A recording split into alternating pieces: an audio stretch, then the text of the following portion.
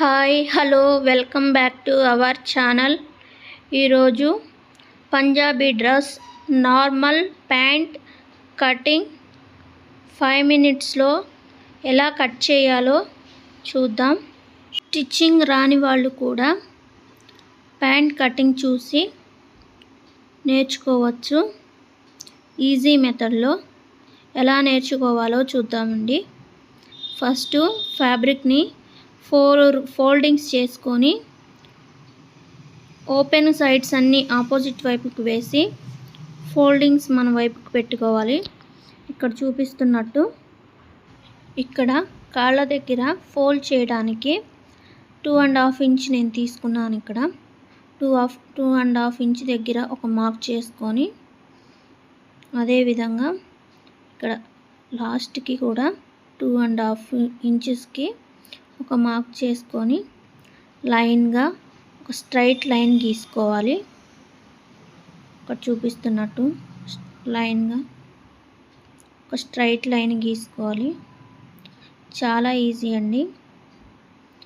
ఇప్పుడు కాళ్ళ దగ్గర లూజ్ని మార్క్ చేసుకుందాము.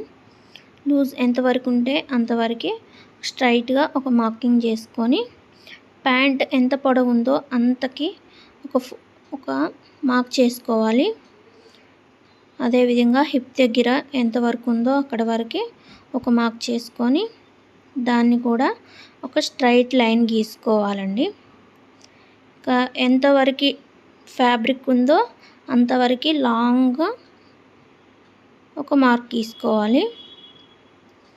ఎందుకంటే ఇక్కడ మనకి ఫ్రిల్స్ వస్తాయి కాబట్టి ఎంత పొడవు ఉంటే అంత పొడవు తీసుకోవాలి. పైన 1/2 ఇంచ్ ఖర్చులకి ఒక లైన్ గీసుకోవాలండి స్ట్రైట్గా.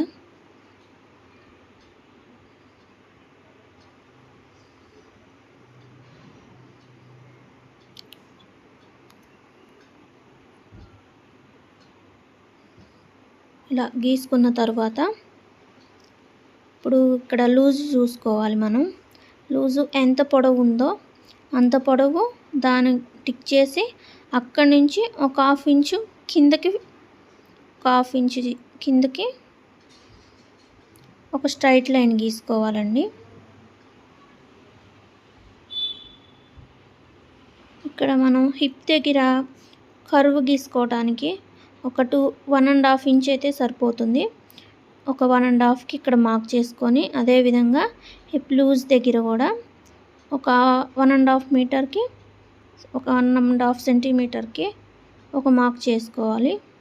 స్ట్రైట్గా లైన్ని కలిపి ఇక్కడ ఒక కర్వ్ షేప్ గీసుకోవాలండి.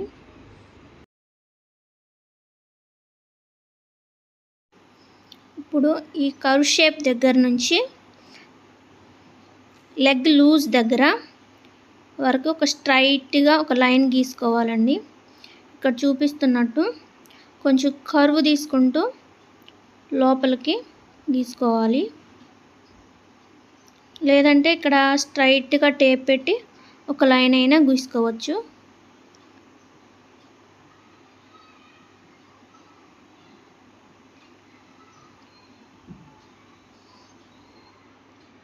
నేనైతే కొంచెం లోపలికి కర్వ్ షేప్ తీసుకుంటున్నానండి. కొంచెం తగ్గించుకుంటూ కాలు వరకు తిప్పుకోవాలి. ఇప్పుడు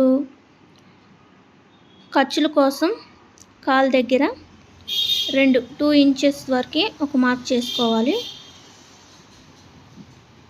తర్వాత కొంచెం తగ్గించుకుంటూ ఇక్కడ 2 ఇంచు, కొంచెం దూరంలో 1.5 ఇంచు, అలా కొంచెం తగ్గించుకుంటూ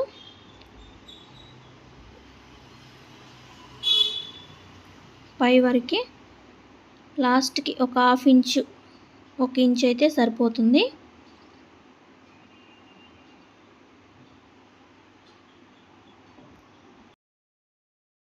ఇప్పుడు స్ట్రైట్గా ఒక లైన్ గీసుకొని డాట్స్ని కలుపుకుంటూ ఒక స్ట్రైట్ లైన్ గీసుకొని కట్ చేసుకోవాలి.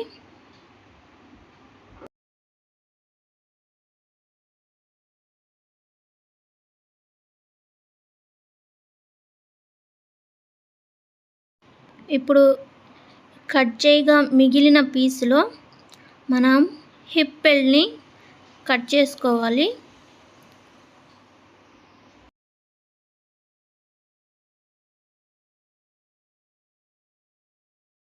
ఇక్కడ హిప్ పొడవు ఎంత ఉందో అంతవరకు ఒక మార్క్ చేసుకొని ఎక్స్ట్రాగా అటువైపు ఇటువైపు ఖర్చుల కోసం 1 ఇంచు ఎక్స్ట్రా మార్క్ చేసుకోవాలండి. ఇక్కడ నాకు క్లాత్ సరిపోలేదండి, ఖర్చులు పడతాయి. కట్ చేయగా మిగిలిన పీస్ని మళ్ళీ ఇక్కడ అడ్జస్ట్ చేసుకుంటాను. ఇప్పుడు పొడవు ఎంత ఉందో అంతకే ఒక 1/2 ఇంచు పైన ఒక మార్క్ చేసుకోవాలండి. ఇప్పుడు ఖర్చుల వరకు కట్ చేసుకోవాలి. ఎక్స్ట్రా పీస్ పడితే అక్కడ ఎక్స్ట్రా పీస్ వేసి కుట్టుకోవాలండి, స్ట్రైట్గా కుట్టుకోవాలి.